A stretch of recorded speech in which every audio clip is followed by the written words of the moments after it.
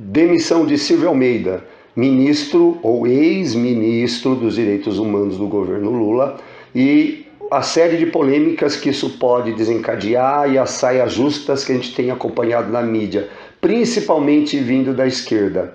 Vamos falar desse assunto depois da vinheta.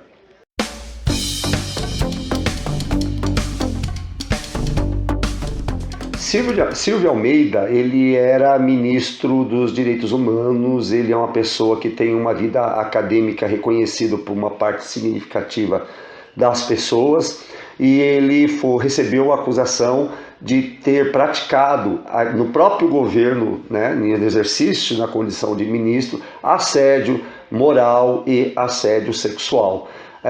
Tem se ventilado por aí que uma das supostas vítimas de Silvio Almeida seria a ministra Aniele Franco, a irmã de Marielle Franco, que teria sofrido, vamos dizer assim, assédios, toques indesejáveis, palavras um pouco meio tortas para cima dela vinda do ministro. E existem outras denúncias vindo de outras pessoas, inclusive no próprio exercício da sua função pública, de queixas de que ele cometeria o assédio moral. Então nós vamos comentar aqui um pouco algumas coisas que eu tenho observado e que tenho achado bastante interessante, né? Uma delas seria a postura de muitas pessoas do lado da esquerda, lado cujo qual eu tenho uma certa afinidade, e eu começo a perceber um certo constrangimento, porque o Silvio Almeida, ele era tido como um ídolo por muitos, né? E isso acabou causando uma certa dificuldade de conversar com o assunto, e isso tem a ver também com uma certa forma de encarar alguns conceitos que seriam importantes para a esquerda refletir, ou pelo menos a esquerda, vamos dizer assim, que está alicerçada dentro de um marxismo e que rechaça, vamos dizer assim, a certos conceitos, como por exemplo a ideia de poder de Foucault, né? Já que a gente vê aí recentemente pessoas que vivem rechaçando essa ideia de que o poder ele é difuso e que ele não é só pura e simplesmente uma questão de luta de classes. E é bom a gente guardar isso, né? O poder, a opressão, ela não acontece apenas vindo da elite em cima das pessoas oprimidas, da classe trabalhadora e tudo mais. É lógico que essa opressão existe, né? Que seria o que o Foucault disse. Foucault não fala que não existe esse tipo de opressão. Ele fala que a opressão, essas relações de poder que podem resultar em opressão, elas estão, vamos dizer assim, dispersas na sociedade, elas estão difusas. E isso faz com que, muitas vezes, uma pessoa de esquerda tenha dificuldade de entender como é que se dá situações como essa. Uma pessoa teoricamente oprimida, ao ter a mínima condição, ela passa a ser opressora ou manifestar a opressão. Aliás, nem precisa ter poder, né? Se você for olhar um trabalhador, um homem trabalhador, ele na condição de machista, já que o machismo nos acompanha por educação em maior ou menor grau, todos nós, homens e mulheres, ele vai manifestar esse machismo nas relações familiares, né? Então, um trabalhador que é oprimido pelo sistema, pela elite, pela classe que detém os meios de produção, ele tranquilamente pode oprimir sua esposa, seus filhos e assim por diante. Da mesma maneira que até mesmo uma situação de suposta opressão, por exemplo, um aluno, você pode dizer assim, o aluno diante de um professor, ele tem, na relação de poder, ele está em desvantagem sempre, e ele sempre está em situação de opressão. Não, se você for olhar a realidade da sala de aula, você vai perceber que em certos momentos, o aluno, ele vai jogar nessa rede de poder, tentando causar constrangimento ao professor, tentando jogar seus colegas estudantes contra aquele professor. Então a relação de poder, ela está presente, independente da ordem que ela acontece, simplesmente pelo fato de nós termos substratos na sociedade, posições, vamos dizer assim, podem ser pontuais ou podem ser mais fixas na sociedade. Pontual que eu falo, né? Hoje eu sou professor, amanhã eu sou aluno, eu troco de papel. Ou se não, eu sou trabalhador e vai ser difícil eu deixar de ser trabalhador, porque eu sei que a mobilidade social é bem baixa, né, dentro do sistema capitalista, especialmente em países como o nosso, né? Mas no modo geral é isso que acontece, a mobilidade é pouca. Então, mesmo em condições assim, o suposto oprimido, ele tem possibilidade de exercer o poder e opressão em determinados momentos sobre o outro. Então, a microfísica do poder que fala Foucault desagrada muitas vezes certas pessoas de esquerda, ao se deparar com a possibilidade de que, pelo fato de eu sofrer alguma coisa, eu seria incapaz de causar sofrimento ao outro. Aí você fica nesse tipo de situação. Eu conheço várias pessoas marxistas, não que eu não admire Marx e não concorde com boa parte das coisas que ele fala, muito pelo contrário, eu acho que Marx acertou na maioria das coisas, mas existe esse fator que deve ser considerado. Uma pessoa, pelo fato de ser oprimida, não é garantia, não dá a ele uma carteirinha de que ele jamais vai cometer opressão. E é lógico, com isso, não estou querendo afirmar que o ministro, no caso, ele tenha de fato cometido os assédios de natureza tanto sexual como de natureza moral. Mas não é impossível. Não é impossível, e vou te dizer por que não é impossível no dia a dia. Eu convivo com muitas pessoas do movimento negro. Eu acho que a causa negra é essencial. Nós temos que ter ações afirmativas, nós temos que garantir que não ocorram, vamos dizer assim, agressões e crimes raciais, eles têm que ser punidos com rigor e tudo mais. Só que o fato de uma pessoa ser negra ou gay ou mulher, ou seja lá o que for, não deve ser justificativa diante de um erro. Estou dizendo isso porque dentro do meu ambiente de trabalho, eu sou professor de escola pública e eu vejo várias situações. Não sei se você está por dentro da movimentação da educação, mas dentro da escola pública, especialmente na rede que eu estou, existe muito a ideia da necessidade de o acolher. Né? O acolher o aluno. O acolher o aluno também reconheço, é um negócio importante, você tem que ter uma escuta ativa, você tem que ouvir o que está acontecendo. Nesse instante você pode perceber se o aluno está sofrendo alguma agressão, alguma violência, para você fazer os encaminhamentos para psicólogo, para assistente social, para psicopedagogo, enfim, caminhar para a rede de proteção e de apoio. Só que o que tem acontecido no ambiente de trabalho, e eu tenho constatado esse tipo de problema, é a necessidade de sempre colocar a pessoa que pertence a uma minoria oprimida por um problema existente, que é cabal, que é o racismo, e você justificar o que o camarada está fazendo. Então o cara pode tacar fogo na escola, que sempre parece desculpa meus colegas professores, mas eu sou obrigado a falar isso, eu sou o professor das antigas, né? Eu estou em final de carreira, eu tenho muito colega que está no meio, mais do meio para o começo, e muitos deles têm essa postura, né? Porque eles aprenderam isso na faculdade, né? Eu acho válido, você tem que aprender mesmo, que a escola tem esse papel acolhedor, mas ele só pode acolher da página 1 até a página 2, né? Porque dependendo daquilo que é feito, o estudante tem que responder. O camarada taca fogo na escola, aí você vem com essa, você tem que entender que ele tem a dor do racismo ou ela tem a dor do racismo. Vocês entenderam qual é o problema? Não dá para funcionar desse jeito. Se ele tem a dor do racismo, a gente tem que ter atendido ele, encaminhado ele antes de chegar ao ponto de tacar fogo na escola. Depois que tacou fogo na escola, ele vai ter que responder por aquilo que ele fez. Não ficar passando a mão na cabeça do camarada só porque ele é negro, só porque ele é gay, ou só porque é mulher, ou porque pertence a uma minoria, seja ela qual for.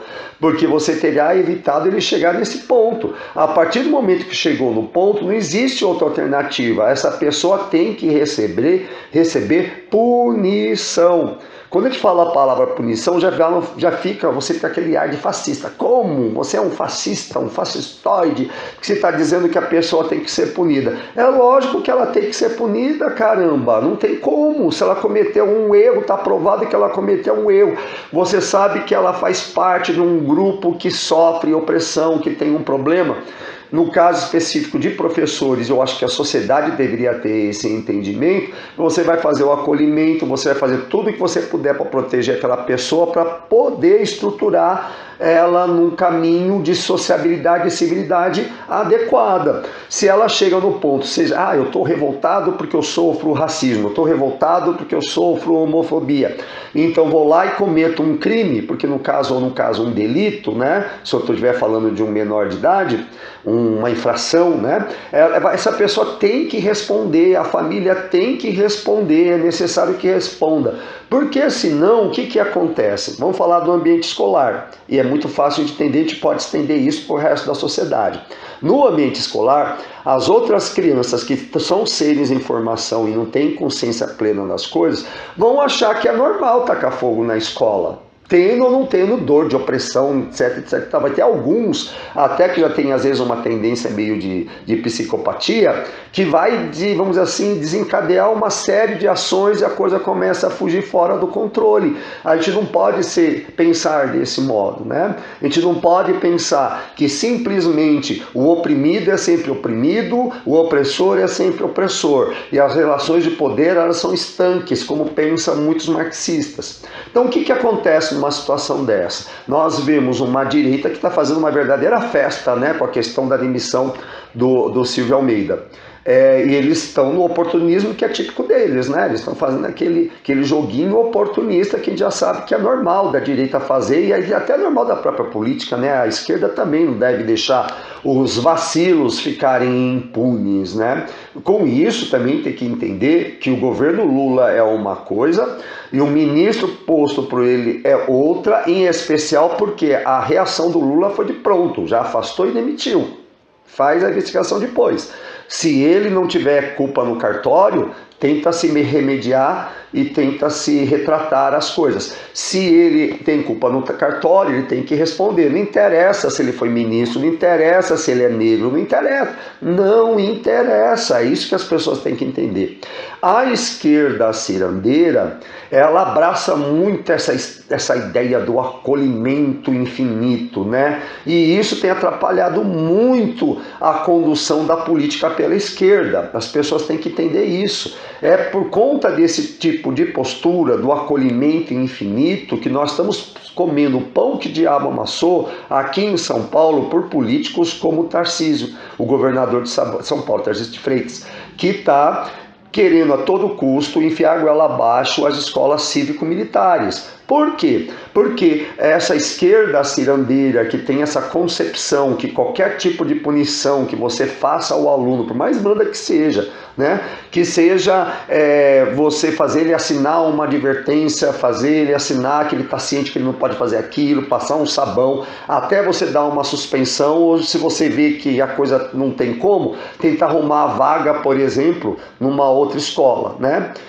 Porque às vezes é bom mudar de ambiente. Simplesmente às vezes é bom mudar de ambiente. Você não está tirando o direito da pessoa estudar. Ela só vai mudar de ambiente. Mas aí tem um pessoal da esquerda cirandeira, não, tem que acolher infinitamente, porque você pune, você vai traumatizar a criança, vai se tornar um adulto opressor, porque ele vai sofrer opressão, porque vai causar traumas, porque ele sofre a dor disso, a dor daquilo, a dor do racismo, a dor da homofobia, a dor da gordofobia, a dor. E a gente está esquecendo que a gente está transformando aquela pessoa numa reprodutora de dor. Então, o que eu acho dessa situação do nosso ex-ministro dos Direitos Humanos? Eu acho que ele tem direito à ampla defesa. Todo mundo tem. Eu acho que não é impossível ele ter cometido esses crimes, né? Não acho. E ainda mais, a impressão que eu tenho que a atitude dele é justamente procurar abrigo nessa esquerda cirandeira, sabe? Que fica assim, olha só, estão fazendo isso com ele porque tem inveja dele, porque ele é um negro que ascendeu, porque ele é um negro que chegou no poder. E ele, consciente ou inconscientemente, ele partiu para esse lado, né? Ao invés dele falar assim, qual que seria a postura ideal do ministro nessa situação quando houve as denúncias? Ele sendo, eu estou pensando na inocência dele, tá? Ele deveria chegar e falar assim, estou deixando o ministério, estou sendo acusado injustamente de um crime que para mim é inadmissível, estou indo embora, eu vou provar quanto eu sou inocente e vou responsabilizar quem está me difamando. Eu vou desmascarar as pessoas que me difamam. Então, eu espero que o governo Lula tenha bastante sucesso na sua gestão e estou indo. Pronto. E vai atrás da sua defesa e atrás daquilo que precisa ter. Eu sei que quando a gente é difamado, dói. E eu não estou descartando a possibilidade do ministro estar sendo difamado nesse instante. Eu sei que ser difamado dói. Mas quando você é difamado e você sabe que você não fez aquilo que você está sendo acusado, você tem a firmeza de falar um negócio desse. Eu vou provar que eu não sou isso que vocês estão falando. Não é verdade? Né? Eu vou provar. De repente pode ser que você tenha caído numa armadilha espetacular e você não consiga provar. Mas se você tem consciência da sua inocência, você faz isso. Ele, consciente ou inconscientemente, já vem apelando para o racismo, que estão me perseguindo. Gente, isso já deu o que tinha que dar. Estou falando na condição de gay, de um homem gay. Eu uso esse expediente só em último caso. Estão me perseguindo, eu estou sofrendo homofobia. Quando de fato não tem um outro argumento, esse mesmo é o argumento central, não tenho mais do que falar da luta que eu estou enfrentando.